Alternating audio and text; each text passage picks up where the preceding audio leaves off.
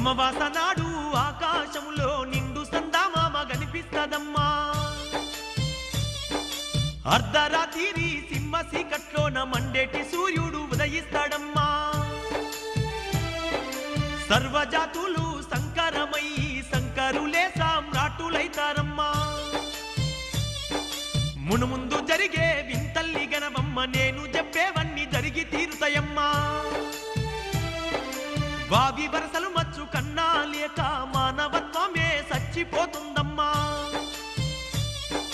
పగలేమో అన్నా చెల్లెళ్ళు అనుకుంటూ రాత్రుళ్ళు రతులల్ల మునిగిపోతారమ్మా.